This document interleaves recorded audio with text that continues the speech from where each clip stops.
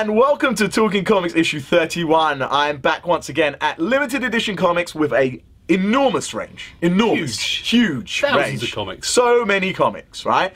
And I'm here with Rich. Thank you for being on the show once again. My pleasure. No, it's always a pleasure, guys. Giving us an in-depth understanding of what it's actually like to be in the comic book industry. Really? Okay. Well, okay. Ish. I just buffle my way through it. Good. That's what we like to see. And, you know, guys, we've got so much to talk about. So, check us out right now. There's been quite a bit of news that's come out, but it's really been movie news. I haven't had much comic book news for you this week, but I've got plenty of movie news. And we've had C2E2, which is the Chicago Comic-Con, right? And a little bit have come out. A little bit of news came out of that. We heard about Miguel O'Hara, which was good. Yeah, I think I was waiting for that one because Spider-Man 2099. Dan's little tweet he put out last year, which he thought was a red herring. It was a red herring. Yeah, it was. But obviously he's coming into the Marvel universe, which is cool. But a double red herring, if you like. Yeah, because he will be turning up in Superior Spider-Man. So you know, we'll find out what's going to happen with him. If you'd watched the interview that we had at the LSCC, he did kind of allude to that there was a big surprise in issue 9, I think it was. So, guys, check out the interview if you didn't get a chance, and also check out issue 9, and from then on, I think 17 is going to be another key. 14. Oh, it's at 14, thank you. Yeah. 14 is going to be another key issue, so check it out. We also heard that Wolverine is going to die. Paul Cornell seems to be writing the death of Wolverine. I find that a little bit strange, because Wolverine shouldn't be able to die. If there's one character in the Marvel Universe who should be immune to death, apart from Thanos because he goes out with death, or he was going out with death, I don't know if he still does, blah blah blah, but it's Wolverine. How they're going to do it, I don't know. They have to stop his healing power somehow. Yeah. It sounds like... Chop his head off. Oh, no, I'm not, you know, it's like stopping Deadpool from being able to regenerate. I'm not too comfortable with any of that. I don't personally think Wolverine... I don't think Wolverine should be able to die. That's just my opinion. But they'll bring him back. Old Man Logan is another example of that, really. Yeah. So, look. Interesting, though. Again, let us know, comment section below, what you guys think. Iron Man 3 movie. I think this is an important one. I went to see Iron Man 3 on the weekend. You seen it? Love it. You love the movie? Tell us, why do you love the movie? There's a few things there that make Iron Man 3 a bit more... I don't know, Iron Man's a bit more human now. Okay. Obviously with the costume, or the suit now, removed himself from the body, and he's now become more of a human being. Yeah. And there's more interaction with the characters around him, rather than being, I'm Iron Man, I'm going to smash your heads in. I'm this billionaire guy who's got this suit. The one thing they did really well is cliche breakers. Something I call cliche breakers. There's a point where he's standing there waiting for the suit to like just wrap around him, ready to get back into a fight, and just as that's about to happen, it just smashes. And you're just not expecting that. You're expecting these cliches that have been thrown in our face in cinema for years to be thrown in our face once again, and there are quite a lot of these what I call cliche breakers in the movie. It was really good. And you're right, he was very humanised and he was very funny, and I couldn't agree with you more about all of that. I do have a problem with the movie. Okay. Are you ready for this? Yeah, go on then. You're going to tell us anyway. I'm going to tell you anyway. Yeah. I personally think that the storyline, which was written originally by Warren Ellis, in an Extremis book, which you can, you know, pick up at, I've got a copy behind me, New Bell's pointing out. This is the book here. It's actually called Extremis. It's written by Warren Ellis and it's drawn by Adi Granov, and both fabulous writers and artists. Love the artwork, love the writing, but the storyline is weak, and I think that the storyline was too weak for a movie. It dragged a little bit, in my opinion. No, not at all. No, because you had other things in there as well, which I think were hinting at. They did stitch up another storyline where they removed the pieces of shrapnel from his... Which I like that. You like that? Cool. That was very cool. Huh? Spoiler. Oh, I spoiled it, didn't I? Well, you just put a spoiler. I just put a spoiler. Yeah. I'm sorry, guys. But my favourite bit was the Ben Kingsley stuff. Which that was a big turn. Mandarin and Ben Kingsley, and the way they've written this is so well done. It's completely spinning it right around. Yeah, which I love. Well, let's leave it there because I don't want to give any away. I've already given away enough. I don't do spoilers. I just give little hints to what could be happening. So I do spoilers. Is that what you're saying? You do spoilers. I screw people, don't I? Oh, well, thanks. Cheers. Great. We know how not to do spoilers or how to do non-spoilers, right? Because we work in the industry and we work in a comic shop, and if people come in and we go, "Oh, have you read this?" It's like, yeah, blah blah blah. Then you might have people within the shop who haven't read it and just ruined it for them. Exactly. Yeah, I like doing that. Yeah, I know. I'm the kind of person that when I went to see Sixth Sense, I went, "Oh, I got it. He's a ghost," and everybody just went, "No." That's why we don't invite him out with, to the cinema. So. Okay, look, let's move on. I'd give Iron Man 3 a 7 and a 7 out of 10, and I think it was the worst out of the 3 movies, but still good. You're harsh. That's very harsh. Okay, maybe, but that's how I feel. I still think it was quite good, but not as good as the first 2.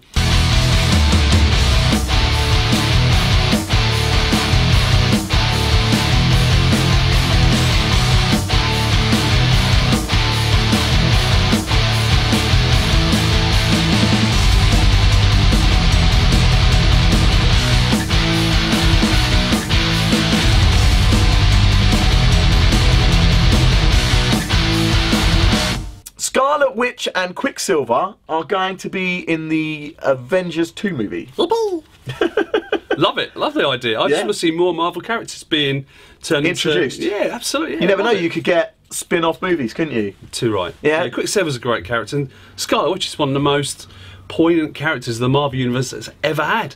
And they still don't use her as much as they should. My only query is Magneto being the father of those two. And but Magneto, they don't have the rights to Magneto. But we don't need to know that. It could be hinted at, it could be talked about. You don't need to see Magneto. I don't really know how you introduce the Scarlet Witch or Quicksilver without Magneto. So you're saying they've got to be there right at birth to see these 2 kids born? No! Oh, shut up, man. No! Don't be so silly. No, I don't. But you need to, how many characters have turned up so far that you don't have a little bit of backstory for? They've made movies for all of them. No, what are you talking about? Iron Man, you've seen the origins. Yeah. Captain America, you've seen the origins. Bucky. Incredible Hulk, you've kind of seen the origins twice, badly. Yeah. Who haven't you seen the origins to? But do we need origins? Maybe not, but no, okay, and I hear that. And let the actual viewer make their own mind up. Hawkeye, we haven't had much of an origin. Not at all. No, and like I said, I don't have a problem with that, but I think it's going to be a little bit difficult to bring in the Scarlet Witch and Quicksilver without talking about Magneto. Okay, not at all. We'll see how they do it. Would you noobs? I will stand on the. I would take the stand on the 5th minute now. It'll be right. But I will wait and find out. Okay, Falcon is going to be in the new Captain America movie. They showed a picture of his suit. Yeah, you didn't like it that much. No, okay. No, it looks like something from Flash Gordon and the A-Team. I like both of those things. Okay, I do, but like that together, it's alright. Silver Samurai. Yeah, is going to be in the new Wolverine movie. Yeah, as long as they make him look really quite spectacular and in your face. What, silver and looking like a samurai? Yeah. And a huge sword. Unless they don't, the Silver Samurai could just dress up as like some sort of, like, it's got to be powerful. Why pick the Silver Samurai as the bad guy? I don't know, you're right there actually. There's so many to choose from. Weak bad guy. Weak bad guy. Really weak. So they've done Sabretooth. They did Sabretooth. Yeah. Badly. Oh, I like Sabretooth. No, you like the first Wolverine movie. No, liked. No. I like the X-Men movie. Oh, you like that? Oh, well, that was no. He was good in that. He was good in that. But the first, the Wolverine movie, and Deadpool was ruined. Deadpool's the Merc with the mouth, and they sewed up his mouth. Yeah. I mean, Marvel must have been going nuts. That was all over money. Yeah. Yeah, it was all over money. Look. Whatever, I still think that Wolverine's got enough bad guys to pick that they didn't have to pick. I just don't think he's one of the strongest characters to push. No, but if they do it and it's good, then... Maybe they thought, samurais, Japanese, it's cool, he'll look cool, we can give him a cool origin. Yeah. That's what's going to make it good. I think you could be right on this one. Yeah? Yeah. Alright, okay. Could be right. Well, look, I wish them the best of luck. As always, we will wait to see before we make our next comment, won't we? Won't. No, probably not. Last but not least, last of our news is that, and you might have seen this in the meanwhile of last week, America's Got Powers is being turned into a movie. Maybe. Would it work?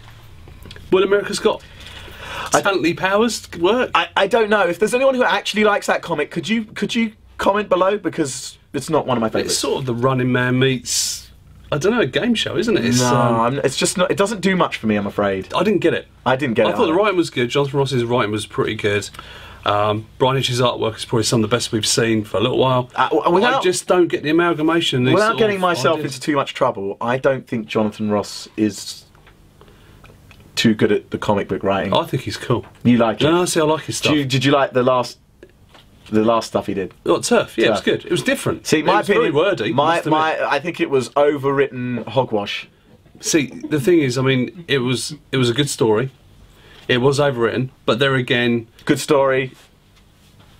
No, it was an interesting idea. Okay, if you say so. No, I think it was all right. Look, if that's what you feel, then fine. I respect that, but you're wrong. Thank you. But I will wait, and again find out. But I'm interested to see what they could do with it. I don't see this project coming to fruition.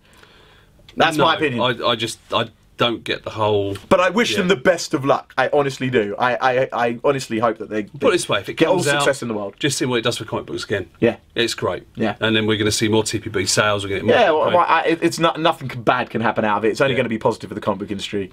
Exactly. Unless it tanks. Let's let people make their own mind. Unless it tanks and it just ruins comics for everybody. It could be overkill, couldn't it? Again, it could. It could be overkill. Okay, well, last but not least, I already said last but not least, but there's actually one more thing. You have got a new comic cover coming out for the X-Men. We have, which we're really pleased. We've been talking about this for ages. Yes, we have, and finally, I have the cover to show. Around there, somewhere around there. Oh, I'll put it in front probably. Yeah, do that. It's lovely. Yeah, it's really lovely. Nice. Very pleased with it. Marvel have been working really hard to get us a really cool artist. Addy couldn't do this one. Right, who's doing this? We've got Ed McGuinness, who's now the current artist on Nova. Yes. And who's one of my favourite artists. Ed McGuinness. Really good stuff. And it's a Psylocke on her own, in a lovely pose, creating a nice X in front. And don't forget, guys, that the money that limited edition comics makes from this is actually going to charity. So please, please, please support it. Support it. Pick up these covers. You're actually supporting a really good charity if you do that. So thank you very much. Great stuff. Yeah, thanks, guys. Guys, thank you so much for watching us. It's been issue 31, and we will be back once again for issue 32.